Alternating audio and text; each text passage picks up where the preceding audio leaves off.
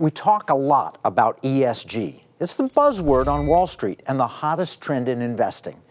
At its core is this belief that elites, scientists, politicians, academics, they all know what life should be like and what's best for us. They want our investments, the money that we in the unwashed masses have, to finance their utopian visions. They tell us that we're under serious threat. Before COVID, the big bads were climate change, racism, sexism. So they created an investment strategy called ESG. The E stands for environment, the S is social, and the G is governance. But if you've been a regular viewer of this program, you realize that the E really means eliminate fossil fuels and lower your standard of living.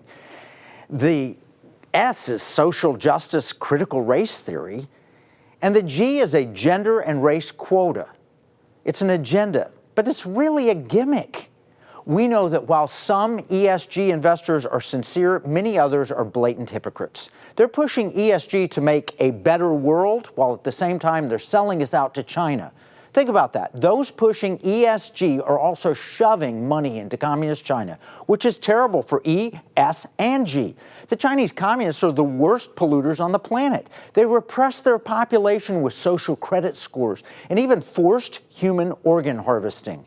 As for governance, all companies must serve the Chinese Communist Party. That's not good for shareholders.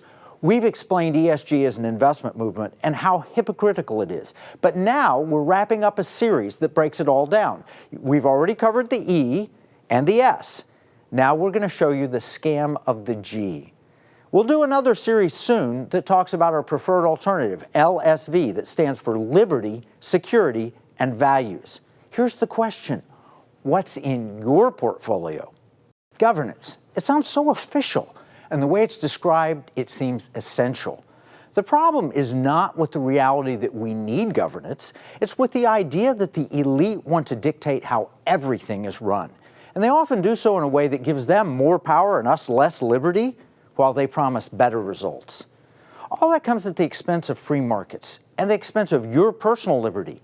They use gimmicks. They exploit real issues to usher in their brand of socialism with themselves at the top. Sadly, the whole of ESG investing is based on gimmicks. Clearly, there are real cases of racism and sexism.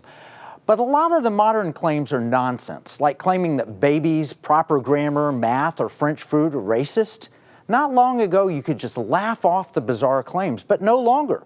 Social justice has become institutionalized through ESG investing, and the G gimmick is how they intend to permanentize it. The big managers like BlackRock now insist that companies adopt ESG, and they will vote their shares against management or even dump shares to achieve their objective. To help explain the challenge we face, we welcome our friend, the Honorable Ken Blackwell, back to the Economic War Room. Welcome, Ken. Kevin, it's good to be with you. Thank you. Ken, you packed about a dozen stellar careers into your single resume. You've been a mayor, a secretary of state, a business leader. You were also a director at one of America's largest and most successful banks, Fifth Third Bank. So you know a little bit about governance and the governance things that are happening. But can you give your perspective on this governance mandate that started in California that says every board must have at least one woman, one minority, and preferably a LGBTQ minority? What's your perspective? Well, let's put it in context, Kevin. Look, Aristotle framed it best. He said that there was a dynamic tension between the organized power of the state and individual liberty. Well, that's between individuals and the big state of the nation, the government. But you know, within organizations, there is a governance structure. And Lewis Carroll, through his character Humpty Dumpty, said, "He who defines is the master." And so one of the things that the radical left has tried to do through governance structures is to define or redefine our existence, our humanity.